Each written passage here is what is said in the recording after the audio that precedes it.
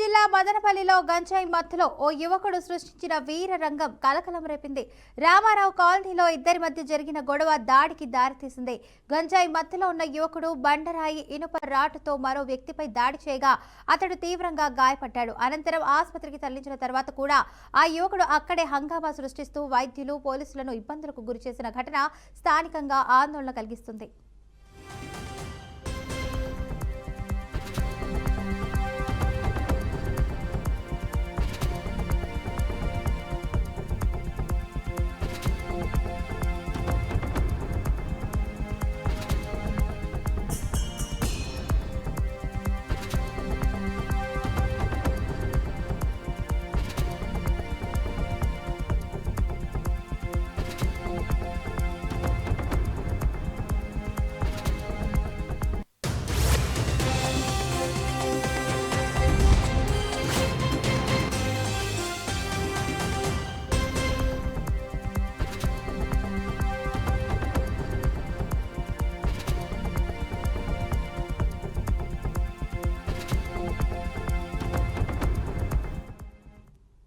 అన్నమయ్య జిల్లా మదనపల్లిలో గంజాయి మత్తులో ఓ యువకుడు సృష్టించిన వీరరంగం కలకలం రేపుతుంది.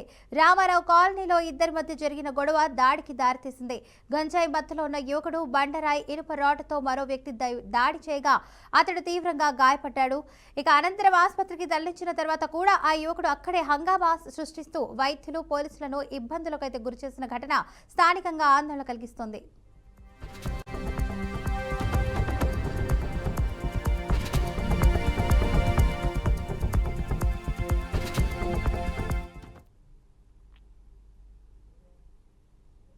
జాతీయ సంస్కృతి విశ్వవిద్యాలయం హాస్టల్లో నెలకొన్న సమస్యపై విద్యార్థులు ఆందోళన వ్యక్తం చేస్తున్నారు.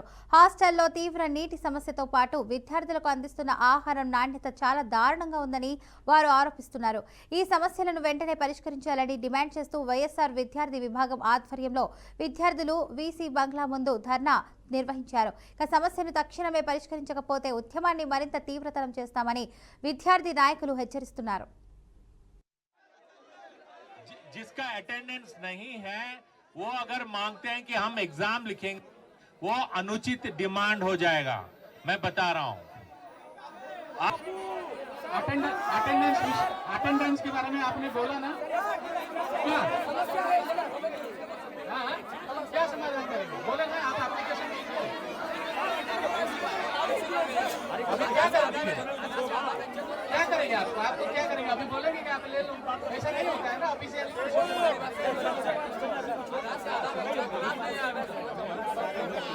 जो नहीं लिया है उसको कंसीडर करेंगे ना, फिर बाद में हमारे अथॉरिटी बैठे हैं, बोल रहे हैं आप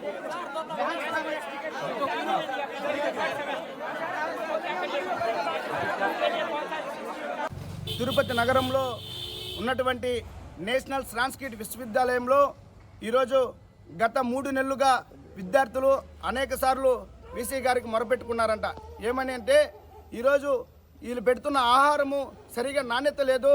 వాళ్ళు పెట్టే చపాతీ కానీ రైస్ కానీ అదేవిధంగా కర్రీస్ కానీ ఎక్కడ కానీ నాణ్యత లేకుండా మాకు ఆహారం ఇస్తున్నారు. అదేవిధంగా వాటర్ కూడా ఎక్కడ మాకు స్నానానికి కూడా నీళ్ళు రాలేదని చెప్పి గత 30 రోజుల నుంచి కూడా దాదాపు 33 నెలల నుంచి కూడా ఈరోజు యూనివర్సిటీ అధికారులతో అనేక మార్లు విద్యార్థులు సంప్రదించినా కూడా ఏమాత్రం నిమ్మక నీరెత్తులాగా యూనివర్సిటీ అధికారులు ఎవరైతే వీసీ గారు రిజిస్టర్ గారు ఎవరిస్తున్నారంట. అదే విషయాన్ని ఈరోజు విద్యార్థి సంఘాలుగా వైఎస్ఆర్ విద్యార్థి విభాగానికి మాకు తెలియజేయడంతో మేము ఈరోజు ఈవినింగ్ 6:30 నుంచి అక్కడ ఆ యొక్క వీసీ బంగ్లా ముందు ధర్నా నిర్వహించాం. ఆ ధర్నాలో వీసీ గారు కానీ రిజిస్టర్ కానీ ఏమాత్రం నిమ్మక నీరెత్తులాగా ఎవరిస్తున్నారు కానీ విద్యార్థులకు పరిష్కరిస్తానని చెప్పిన మాట ఒక్కటి కూడా ఆయన నోటి నుంచి రావటం లేదు. తిరుపతి నగరంలో ఉన్నటువంటి నేషనల్ సంస్కృతి విశ్వవిద్యాలయంలో ఈరోజు గత 3 నెలలుగా గచ్చిబౌలి పరిధిలో కల్తీ నూనె గోధుమ పిండి తయారీని మాధాపూర్ ఎస్ఓటీ పోలీసులు గుట్టు రట్టు చేశారు. ఈ దాడిలో 5,026 లీటర్ల కల్తీ నూనె, 5,192 కిలోల గోధుమ పిండి, మిషన్లు, ఖాళీ సంచులు, 2 మొబైల్ ఫోన్లు, టెంపో ట్రాలీ స్వాధీనం చేసుకున్నారు. స్వాధీనం చేసుకున్న మొత్తం వస్తువుల విలువ 21,91,980 రూపాయలుగా పోలీసులు అంచనా వేశారు. రాజస్థాన్ వాసి భన్వార రామ్ జాట్ కుమారుడు అశోక్ కుమార్ పై కూడా కేసు నమోదు చేసి దర్యాప్తు చేపట్టారు. ఏలూరు జిల్లా జంగారెడ్డిగూడెం మండలం చిన్నవారిగూడెం చెరువులో అక్రమ మట్టి త్రవ్వకాలను స్థానికులు ఆందోళన వ్యక్తం చేస్తున్నారు. అర్ధరాత్రి 2 గంటల వరకు లారీలను అడ్డుకుని నిరసన వ్యక్తం చేసిన గ్రామస్తులను పోలీసులు గుర్తించి 8 టిప్పర్లను స్టేషన్కు తరలించారు. లారీ యజమాని అధికారుల అనుమతి ఉందని వాదిస్తూ బెదిరించడంపై గ్రామస్తులు ఆగ్రహం వ్యక్తం చేస్తున్నారు. అధికారులు ఫోన్లకు స్పందించకపోవడంతో పరిస్థితిని సరిచేసేందుకు పోలీసులు ఘటనా స్థలానికి చేరి చర్యలు తీసుకున్నారు.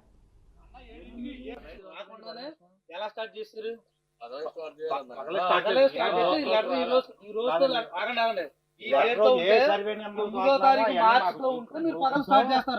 దొంగతనం కాబట్టి నైట్ స్టార్ట్ చేశారు.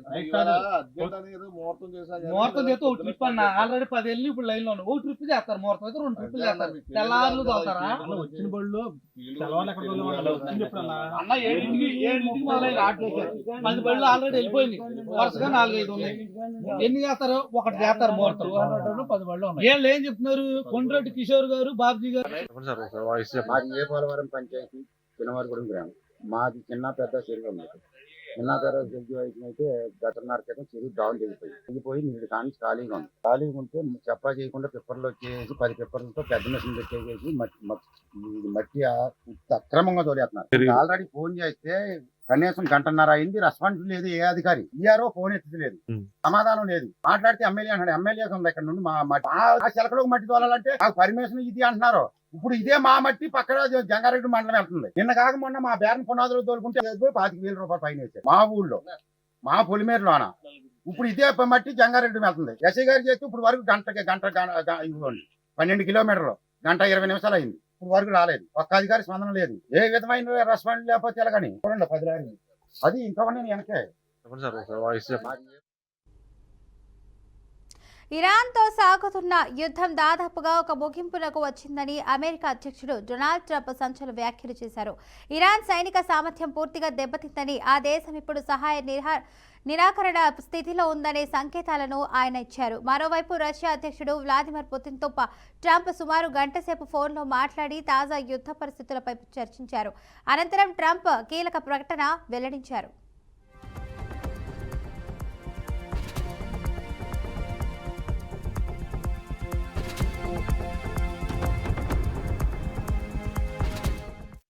ఇరాన్తో సాగుతున్న యుద్ధం దాదాపుగా ఒక ముగింపునకు వచ్చిందని అమెరికా అధ్యక్షుడు డొనాల్డ్ ట్రంప్ సంచలన వ్యాఖ్యలు చేశారు. ఇరాన్ సైనిక సామర్థ్యం పూర్తిగా దెబ్బతిందని, ఆ దేశం ఇప్పుడు సహాయక నిరాకరణ స్థితిలో ఉందనే సంకేతాలను ఆయన ఇచ్చారు. ఇక మరోవైపు రష్యా అధ్యక్షుడు వ్లాదిమిర్ పుతిన్తో ట్రంప్ సుమారు గంట సేపు ఫోన్లో మాట్లాడి తాజా యుద్ధ పరిస్థితులపై చర్చించారు. అనంతరం ట్రంప్ కీలక ప్రకటన వెల్లడించారు.